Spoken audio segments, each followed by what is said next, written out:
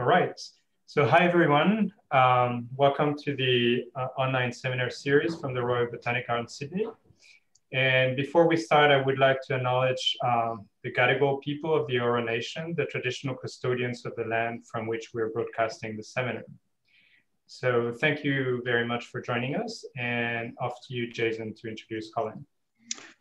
Hello, it's my great pleasure to introduce Dr. Colin Ahrens, who has recently started as a postdoctoral research associate here at the Royal Botanic Gardens and at the University of New South Wales. Colin will be telling us about some of his previous work on Corymbia calophylla. Thanks, Colin. You're welcome. I'm happy to be here. I guess this is the first time I've ever really brought all these different projects together and talked about them. So I'm pretty excited about that. Hopefully I haven't stuffed too much information into a 30-minute talk, but we'll see how it goes. Also, I've provided some contact information if you just want to shoot me an email for a chat or want to ask a question, or you just want to send me some hate mail, that's okay too. So let's just get started. Here's a quick outline. I'm going to talk about it like a play or movie, so I can provide a bit of a narrative. First, I'm going to talk about a bit of the background. Then I'm going to go into some landscape genomics, just look at the overall diversity of the species Corymbia calophylla. Then I'm going to talk about some experiments we did, and then I'm going to try to bring it all together with the big experiment, the coup de grace, I guess, and then just talk about the conclusion. So first, let's set the stage. So every good story needs a protagonist. And so in this story, Corymbia calophylla, obviously from the title, is going to be the heroine. And it is a tree species that occurs in southwestern Australia, Western Australia. And it's a really important part of the ecosystem, many different ecosystems there. As you can see, it goes up north of Perth and along the southern portion. It goes in some really dry and hot areas, but also some really wet areas. And so the question that I like to ask is what powers does this heroine have to allow it to do that? And can we use those powers to try to effectively create improved strategies that are wet? And I forgot who took them. Betsy Davis, I think she took them. So very nice photographs. And but what's really important about this, it's not just about one species we're talking about. We need to protect this one species because it provides habitat for other species. And here I just provided a few examples of that. These three are endangered species: the southern brown bandicoot, Carnaby's black cockatoo, and numbats. They rely on the ecosystems that Mary, the common name, occurs in. And so if we provide really nice improvements to management strategies, we can actually improve the management strategies of these other species indirectly. But with every good story, there's also antagonists. One of the obvious antagonists or villains, climate change.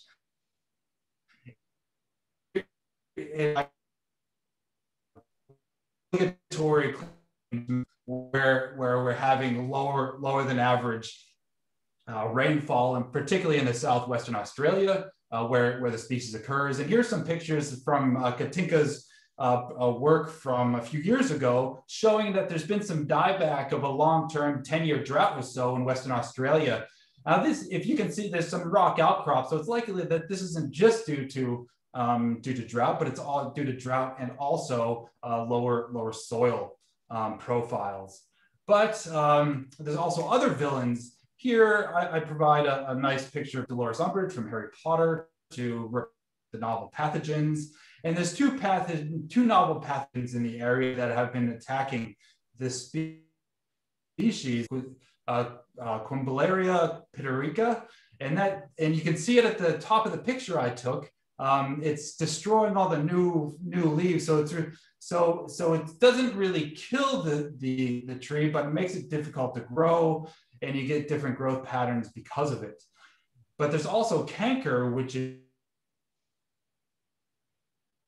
picture when the trees are older, and this actually results in mortality. So what I like to think of the work I do in this triangle, where you have environment on top, you have genotype in the lower left-hand corner, and you have phenotype in the lower right-hand corner. And you can connect these dots in different ways, but it's really symbolic of the equation environment plus genotype equals phenotype. And and if you look at genotype versus environment, we can look at genomic signatures of adaptation or conditional neutrality.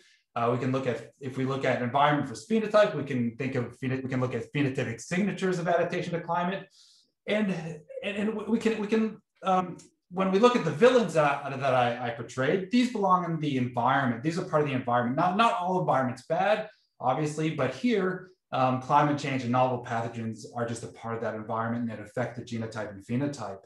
And the heroine contains the genotype and phenotype, and that's how it protects itself against these villains.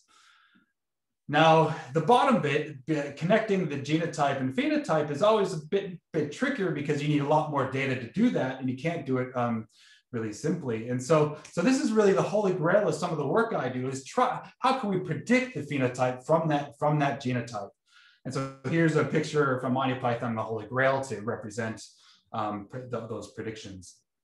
Now, I'm going to start off with some really simple figures, because I like this is how I think about the work I do in terms of experimentation. I just want to make sure everyone's on the same page, but I'm sure it's really basic information.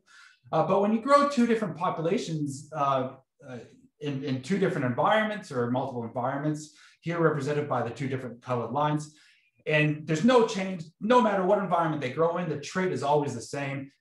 This is a genotypic response, a classic genotypic response. However, if we grow those two populations, look at a different trait, and the trait is always changing no matter what environment, it's changing the same. This is considered a classic response. Now, if we grow them in and measure a different trait and grow them in the same environments, and those traits respond in very different manners, this is what we like to call local adaptation, genotype by environment interactions. And so it's these processes that we're looking at and help us with management of the species in particular environments. And we ask questions, all right, do we need to move particular individuals from one population to another population in order to protect that population from those villains? So that we think about it, how do we measure the environment, the genotype, and these interactions? Well, we can grow up the species in manipulative experiments or common gardens, or we can measure them in the field. We measure them we measure different physiology like leaf size or specific leaf area. And we can also measure the genomics and look at how the genes change across populations. And then we can take that information, we can get lots of different outputs. We can identify population level patterns of structure, adaptation, and plasticity. And those are really shown in that left-hand graph, the simplified graph. We can take this information, we can make predictive maps of adaptation, and that makes it really easy for people that perhaps are genetics disinclined to be able to interpret some of the data that we collect and make decisions based on that. And we can also compare genomics across species or even within species. I don't do that here, but it's definitely doable. And there's two main goals that I'm really after. First, we can answer fundamental questions of evolution. We can look at whether it's plastic, whether these phenotypes change based on plasticity or genotype, and why, and at which point do these phenotypes change. We can take this information, we can support management strategies, which I've talked a little bit about before. With that, get into the actual data heavy part of the talk. First, I'm going to talk about landscape genomics, where's genomic diversity. Then I'm going to talk about adaptive traits. And then I'm going to try to predict those traits from genomic data. And I split these up in 3 different acts, and you can see how I've which acts I'm going to talk about in the right-hand side in that triangle. I'm going to look at environment versus genetics, environment versus phenotype, then trying to predict those phenotypes with genetics. So for Act 1, landscape genomics, where's diversity? Great question. So first thing we did, we tried to get a really good representation of the whole species. So we collected 27 population, about 10 individuals per population, to get a really good representation of allele frequency across that distribution. And we used a really inexpensive way to represent those populations, which we call reduced representation,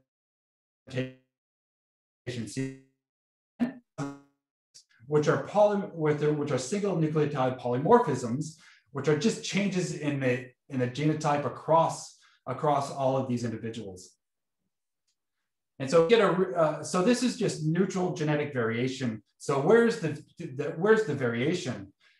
This FST, which is genetic differentiation, if this is really low, so it's almost like they're panmictic, but which panmixia is where there's no genetic structure and everything is connected.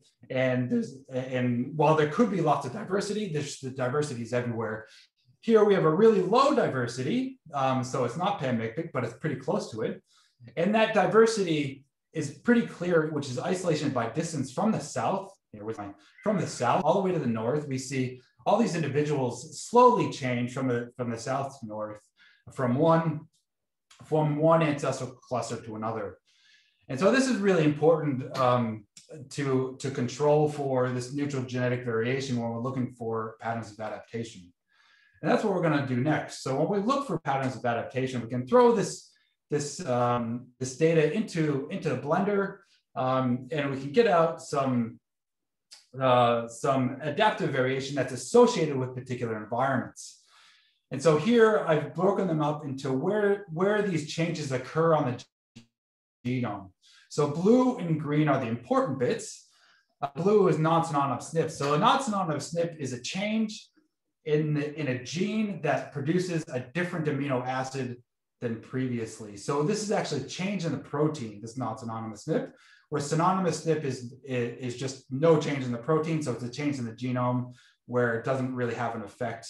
And so we don't consider that important for adaptation. It could be in some weird ways, but here we consider it not.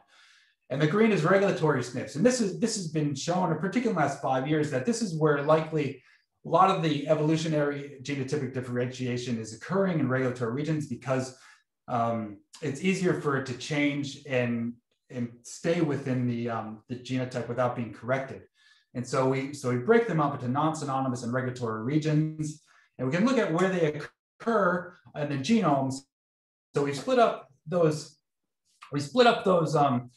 all those SNPs along the genome. We see this.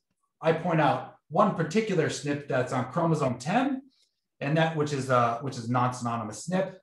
So it's a change in amino acid.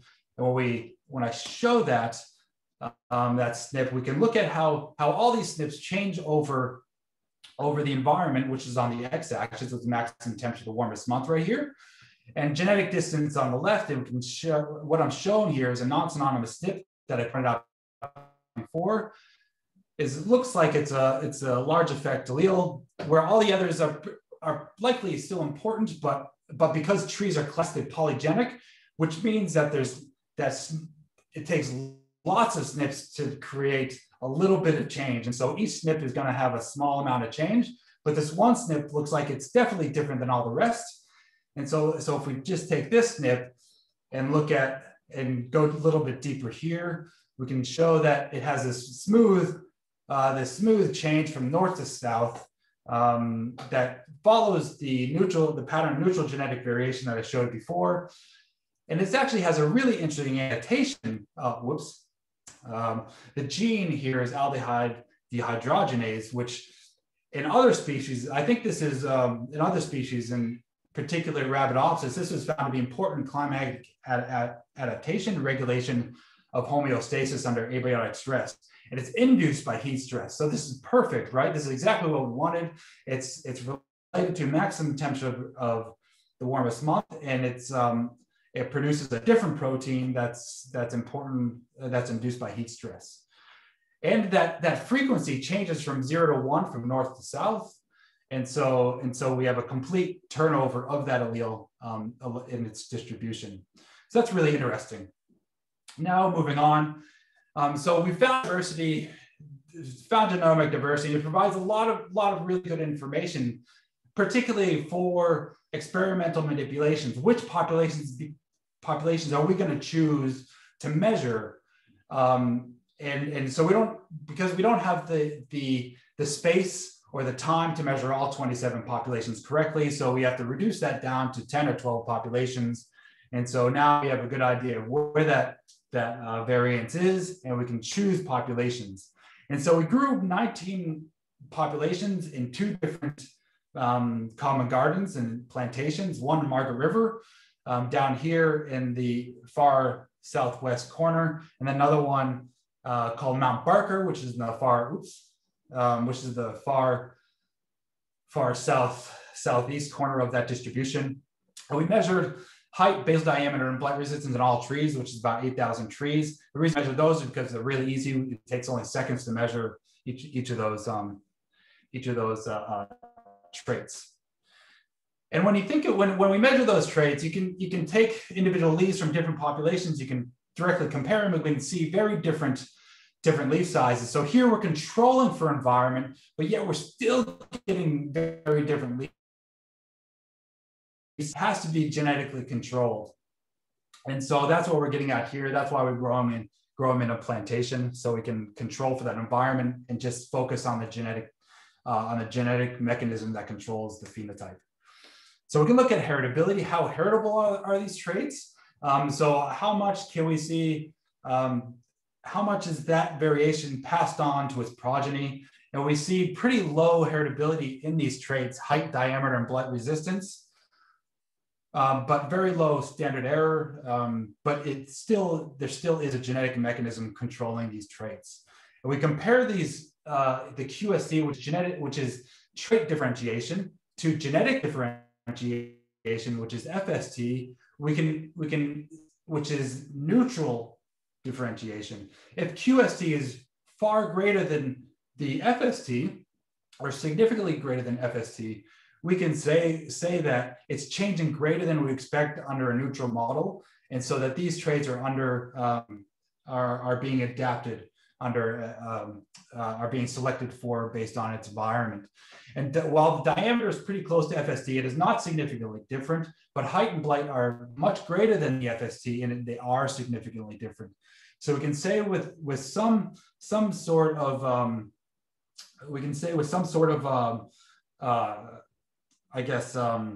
confidence that height and blight are being selected for. Then we take the height and blight resistance, and we compare it to the climate of origin, which is on the x-axis here, maximum temperature of the warmest month, and height is on the y-axis. And you look at the dark red and the dark blue lines; those are different plantations, and we see that height is strongly correlated to this maximum temperature of the warmest month. The R-squared values are quite high, over 0.5 for both. And you look at blight resistance, the R-squared values are even higher.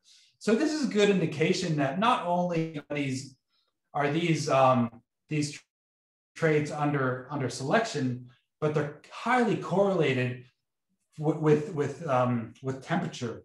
And so then we can say that likely temperature is at least partly selecting for these different traits. Then we can map that. We can make a predictive map of both these traits and look that they have very similar distributions, which is actually surprising and the opposite of what we thought. We thought there was going to be a trade-off between height and blight resistance. So we actually thought that those plants that grow higher would actually be less blight resistance, but that didn't happen. So that was kind of a surprise and interesting and important for management strategies if you're managing for these novel pathogens. Moving on, we can also look at more functional traits. And functional traits like water use efficiency, delta carbon 13, and photochemical reflectance index, which is just a measurement of particular light spectrum off the leaf. It's a measure of stress, specific leaf area, which is basically leaf thickness, and is known to be correlated with drought responsiveness.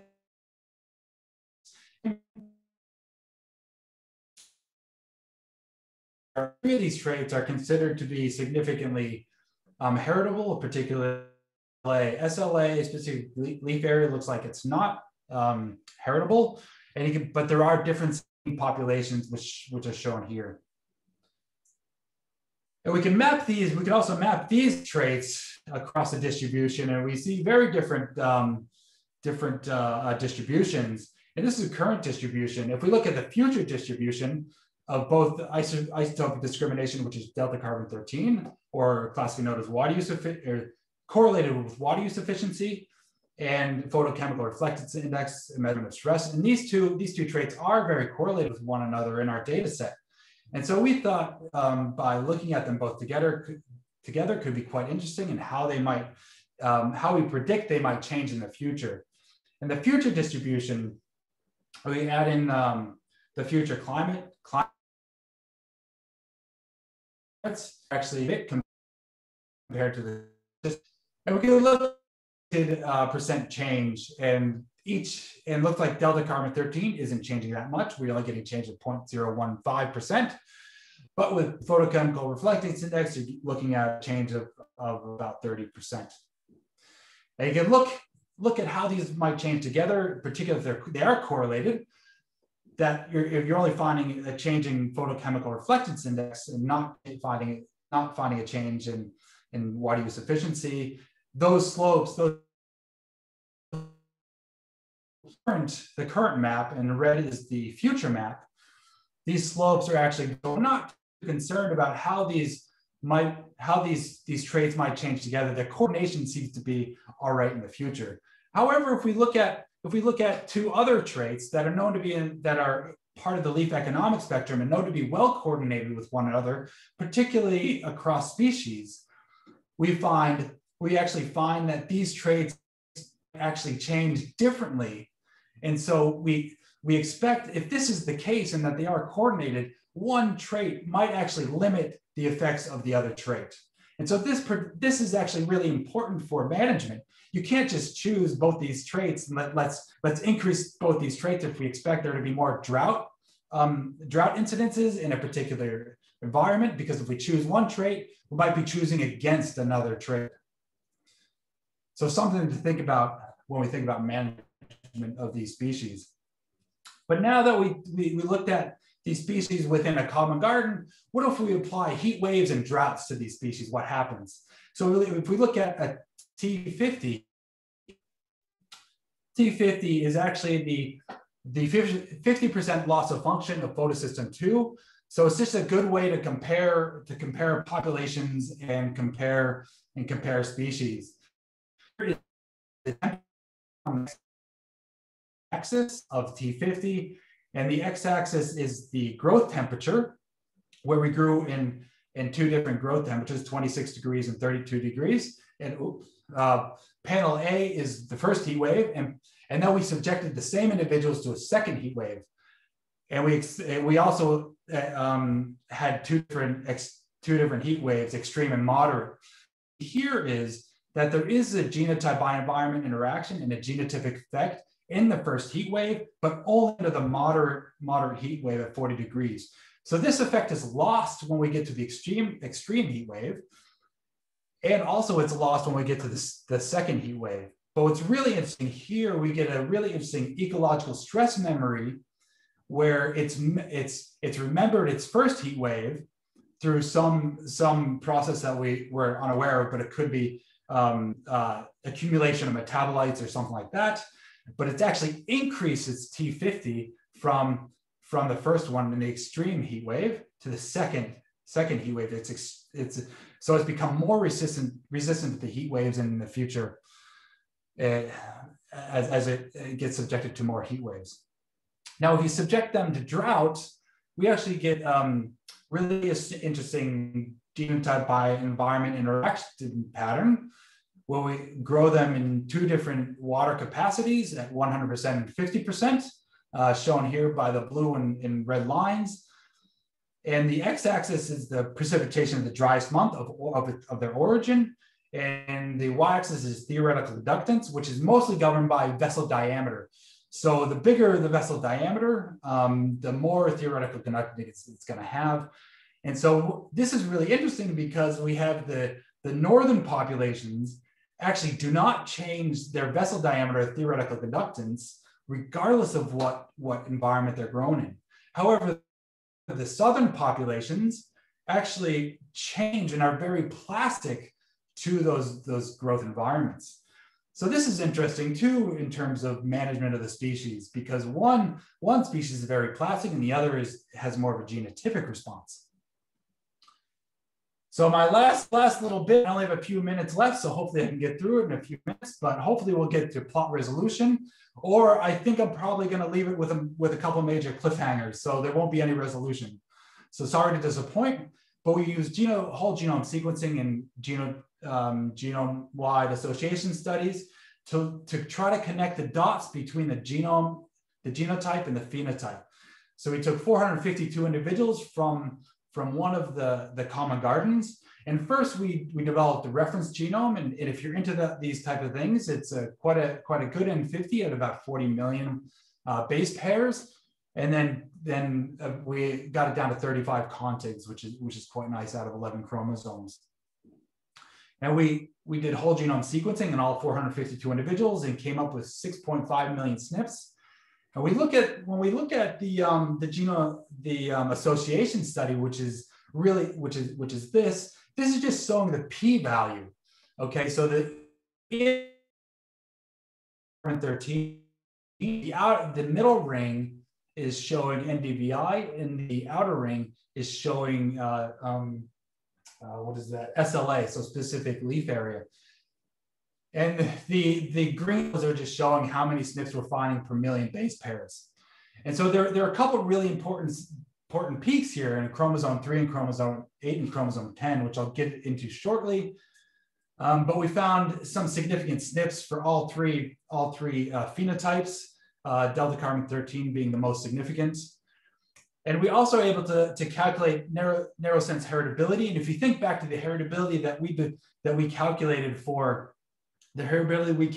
for using quantitative genetics, this is much higher by 3 times as high as that heritability. So we can get a better idea of what that heritability is and where that heritability is coming from using this SNP-based narrow sense heritability. So if we focus in on those 3 peaks and those 3 chromosomes, what we're looking for is the classic GWAS peak, where it's just a peak that goes up and meets at the top, and that's not what we're seeing, which is really interesting in and of itself. So there's no classic GWAS peaks. There's some overlaps among the SNPs, but not many across the phenotypes. So that's really interesting. So even though all these associations are happening in the same area, they're not really at the same SNPs. And also all the significant areas are occurring within these adaptive regions, these high gene occurring regions. And what's interesting, most of these SNPs are occurring in regulatory regions and not within genes. And that's what we expected based on some recent work that have been done on birds. So now that we have all these SNPs, now what we're interested in what are the interactions between traits and among genes? And so we wanted to look at the pleiotropic interactions and epistatic interactions. Pleiotropy is when one gene controls multiple phenotypes. And what we're showing here on the concentric circles, if we're seeing colors along those concentric circles, that's where we're seeing pleiotropy. And if we're seeing different colors, it means that there's antagonistic pleiotropy. So if one trait is being affected positively, the other trait is being affected negatively. And again, this is really interesting for management because you can't just choose, let's choose one. If we choose one trait, we might choose against another trait. And we know all these traits are important for drought incidences. And if we look at these arrows, the arrows are showing gene interactions between chromosomes and SNPs. And so there's a whole bunch of gene interactions. And so this could be important because it's not about selecting one gene or one SNP. It's about selecting a suite of SNPs to improve those traits in particular populations. So I'm going to get through this pretty quick. I think I've gone over a couple minutes. So this is my last data slide. So what we did, we took those significant SNPs. So we looked at where the diversity is occurring. This is a DAPC. This is basically an improved where we can pack in a bunch of different principal components analysis into a 2D map and explain much more variation. This is for delta carbon 13, and we can use machine learning statistics and figure out, we can predict what the delta carbon 13 is, which is on the z-axis here. And this is axis 2, which is DAPC axis 2, and axis 1, DAPC axis 1. And we can get a really good idea of where the variation is, which is associated with delta carbon 13. And we can do the same for environment and take the two most important environmental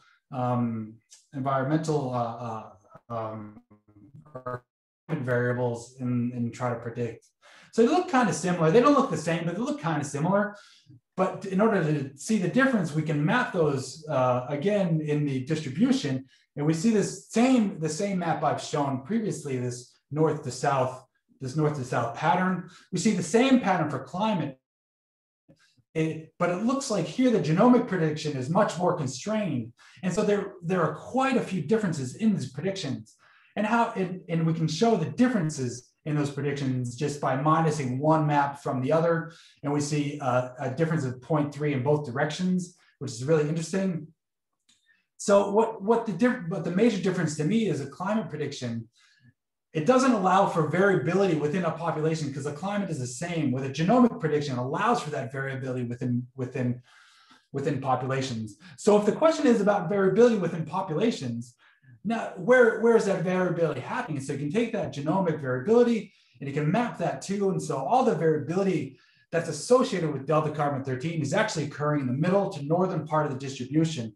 It's devoid in that southern part of the distribution. And so I'd probably say that the southern part of the distribution is actually going to be hardest hit when climate change occurs if drought incidences increase as we expect they should. So my conclusion slide, 2 more slides left. Where's the genomic diversity? We identified the presence of standing genetic variation in predominantly north-south patterns. Provide information. We've also provided information for which populations to include in further experiments. Are functional traits adaptive? Yes, we found lots of adaptations in lots of different functional traits. Can we predict traits from genomic data? Yes, we can. It's a very different prediction than what we find with climate variability, based on climate, and that's really interesting, particularly when you think about management. And it's constrained trait predictions due to the presence of within population variability is what I'm thinking. Allows us to identify where that variation is, and it complicates management outcomes due to the presence of complex gene trait interactions. And lastly, when we think about our heroines and villains, basically there's enough standing genetic variation within the species, but not necessarily the populations. And so we might get a zombie effect of climate change in some populations. And also we don't have enough information for resilience to novel pathogens, but maybe we can cut off an arm and so maybe there's enough variation there. So with that, thank you very much. And lots of acknowledgements, and hopefully I'll take any easy questions and I'll pass on any hard questions. Thank you.